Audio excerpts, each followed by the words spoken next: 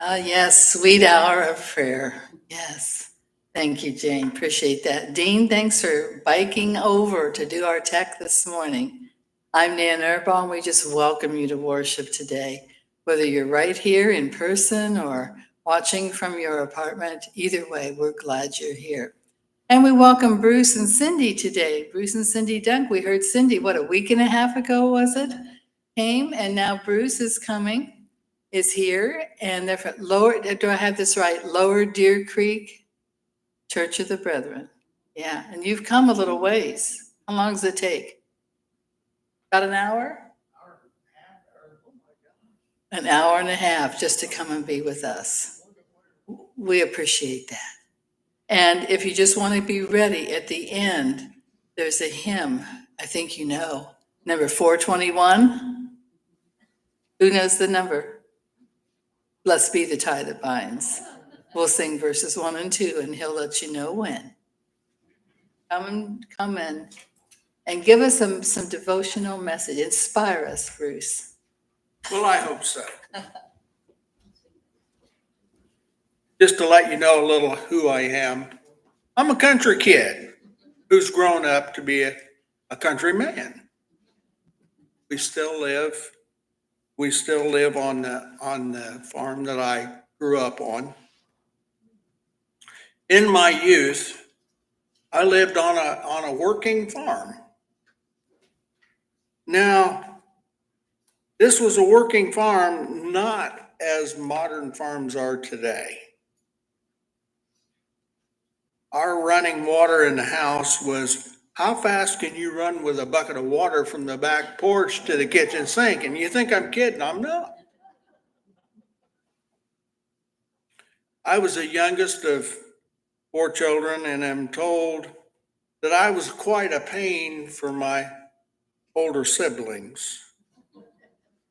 As one could expect, summertime on our farm, for all of us, we were predisposed to ditching the shoes. Can you remember back when you had to get the new school shoes? Oh, did they hurt? And they said, well, there'll be a breaking in period. Well, I'm not sure what broke in, my feet or the shoes. I don't think that flip-flops had even been thought of back in those days. They would have been a lot more comfortable. Well, just walking to the pasture through the barn lot could be quite a challenge. A minefield of cow pies and road apples, where we had all kinds of animals on the farm back in those days.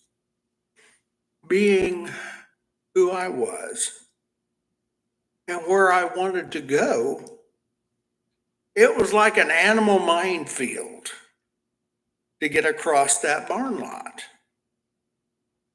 And as children will do, dirt seemed to be attracted to me. It would just leap up off the ground and get all over me. At the end of the day, and especially on Saturday evening, all that ground in dirt and grime had to be removed for Sunday, for church day. Even though our facilities were a bit crude by today's standards, we all got cleaned up in a large metal tub in the kitchen. Any of you old enough to remember that? Or were we just the backwards ones? We did get cleaned up. And the water for the big metal tub was heated on the kitchen stove. But there was something else involved in this.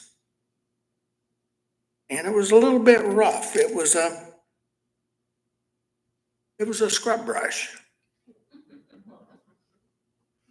that ground in dirt on the knees and on the feet, Mom would use a little bit of a scrub brush and lots of soap and scrubbing. Well, that scrub brush and soap was an answer for a thorough cleaning for a child. Now, that might have been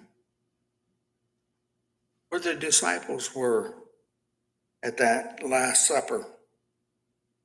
No paved roads, no sidewalks, and not much in the facilities to clean up. Hot and dirty, and stepped in smelly stuff. Jesus' offering was a spiritual scrub brush to his followers. This was not a hygiene lesson. It was a lesson in humility. This comes from the 13th chapter of John, 14 and 15. Now that I, your Lord and teacher, have washed your feet, you also should wash one another's feet. I have set you an example that you should do as I have done for you. May God add a blessing on the reading of the scriptures. Many of you have had or have little tykes in your past and present. If you've spent much time with the little ones, you'll understand the next statement.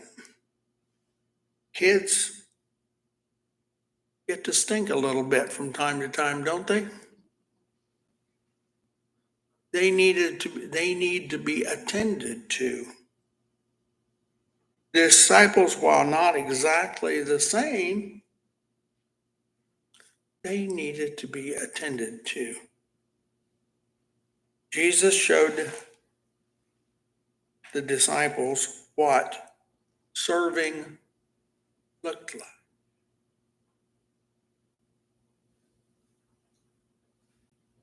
He was saying to attend to others when they stink. Do it because I taught you to serve, even in unpleasantness. My mother used a rather robust scrub brush in cleaning us up. Probably my feet and my knees were a little pink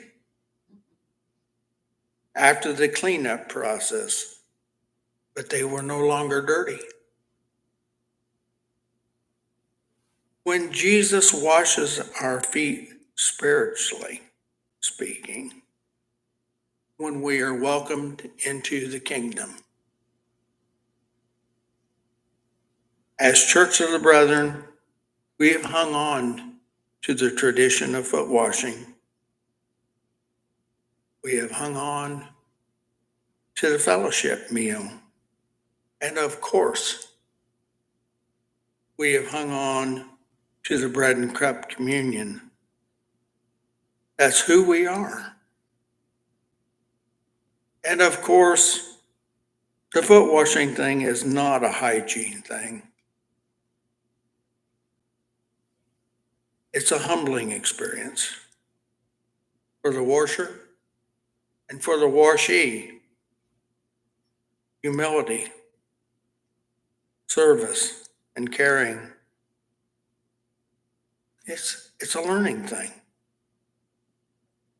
It's a service being modeled by Jesus and further modeled by our church elders. Certainly there isn't a spiritual scrub brush as the foot washing of my youth. but our service. If foot washing is very, very impactful, nevertheless, we just came through World Communion Sunday, and I hope you all got to participate. We at Lower Deer Creek do things very much like it's been done for several hundred years, I suppose. Except we, for those that's a little more difficult, we do hand washing rather than foot washing. And that's been a blessing to many, many people. The first time we did hand washing in our church, I thought, wow, that is impactful. That is almost as impactful as foot washing. And people said the same things. And being that it was hand washing, we did it co-ed. And that was kind of a unusual thing too. I thank God that us as a church have hung on to that. If you would turn to 421, and we're going to do the first two verses.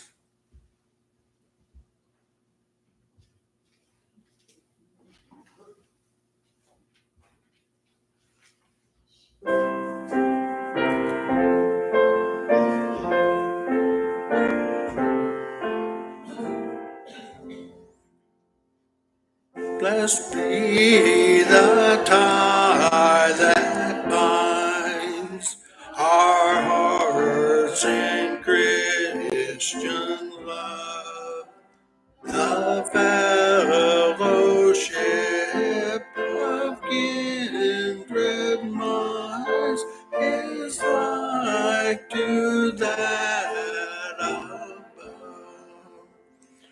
Before our Father's throne, we pour our ardent prayers, and fears, our hopes, our aims, our want, our comforts, and our cares.